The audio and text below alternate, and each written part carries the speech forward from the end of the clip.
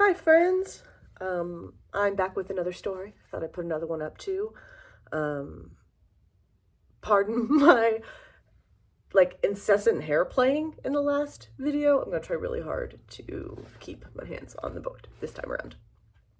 This is a short and sweet story that, as I read, became more and more confusing and had to share with you. It's called the Magic Swan Geese, and I just wanted to show this image as well of the Magic Swan Geese. Because swan geese. So, here we go. The Magic Swan Geese. An old man lived with his old wife. Opening line. And they had a daughter and little son.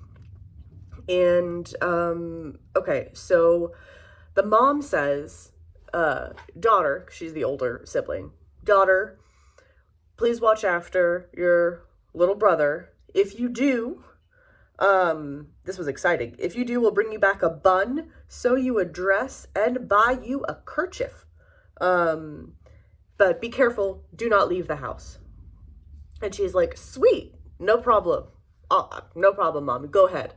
So the parents leave to go to the market, I guess. Yeah, or no, they're going to work, pardon me, going to work.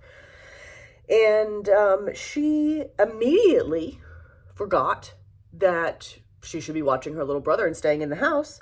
And let's see, she put her brother in the grass beneath the window, ran out into the street, and became absorbed in games. Some magic swan geese came and seized the boy. It carried him off on their wings. Magic swan geese. I can picture a swan and I picture a goose in my head, and the image of them coming together, it is magical. They know what they're talking about.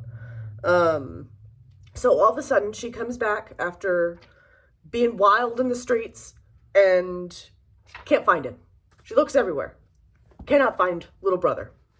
She's crying, she's yelling out for him, she's lamenting, it says, and that, you know, my parents are gonna kick my ass, where the fuck is my brother?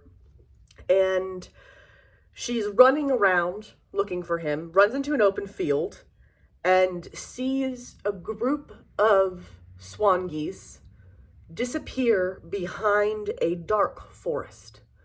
And she guesses that I bet those swan geese took my baby brother. So she starts hauling ass to catch up with the swan geese in the forest. And she comes across, she ran and saw a stove. And says to the stove, stove, tell me whither my brother went. Where have the geese flown? And the stove says, well, I'll tell you if you eat my loaf of rye bread. And she's like, we don't even eat wheat bread at home. No. And he's like, or she, it is a female stove. She says, well, you know, too bad. Bye. And she's like, okay. And she keeps hauling ass, hoping to catch up or get some more information. Then she comes across a apple tree and says, apple tree, tell me, whither is my brother, whither have the geese flown? And the apple tree is, of course, like, well, I'll tell you if you eat one of my apples. And she's like, we don't even eat sweet apples at my house. And the apple tree's like, okay, well, then you're not going to get anything out of me. And she's like, fine. And so she keeps running until she comes to a river of milk with shores of pudding. River of milk, shores of pudding, whither have the geese flown? And much to our surprise, the milk and pudding is like, eat me. And she's like, we don't even have cream at my house. No. And they're like, okay, fine. And she continues to run, hoping to find her brother. Then it says, she would have run in the fields and wandered in the woods for a long time if she had not luckily met a hedgehog. She asked the hedgehog, "Hedgehog, hedgehog, whither have the geese flown?" And he responds, "Thither," and showed her some direction. And I love this. She goes in that direction. And what does she find? Why, in the woods, she finds a ramshackle house on chicken feet. It's Baba Yaga. Surprise, didn't see that coming. And Baba Yaga lay in the hut with veined snout and clay legs, and the little brother was sitting on a bench playing with golden apples. She comes in there, snatches the brother, and starts to run. Obviously, they're chasing her because Swan Geese and Baba Yaga. And she's going back, right? So she comes across Milk and Pudding shores. And she's like, "Help me, Milk. Help me, Pudding. Hide us." And they're like, "Well, then you're going to have to eat some of us." And she's like, "Oh, fine." And she eats Pudding and Milk, and they hide both of them. "Thank you so much," she says. And she takes off and as soon, of course, as she gets out, they see her. You know what's going to happen. She's going to come to the apple tree, ask the apple tree to hide us. Apple tree is like, "You want an apple?" And she's like, "Fine." Eats the apple. Apple tree hides them. "Thank you so much, apple tree. Let's keep going. Oh shit. We're gonna be seen again. Thank God we're coming across the stove." And this is why I said earlier it's a female.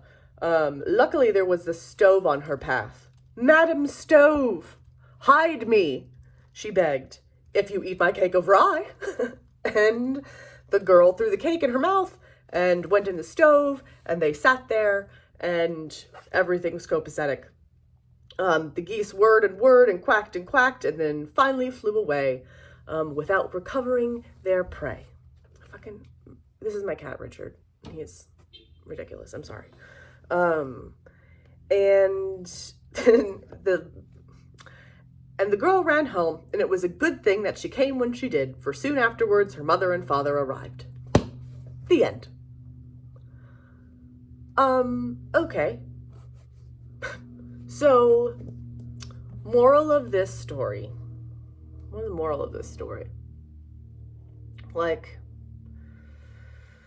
be responsible. You know? If you're responsible, like if you have to watch your little brother, like watch him. Don't leave him in some grass and go run in the streets. Like, what are you doing?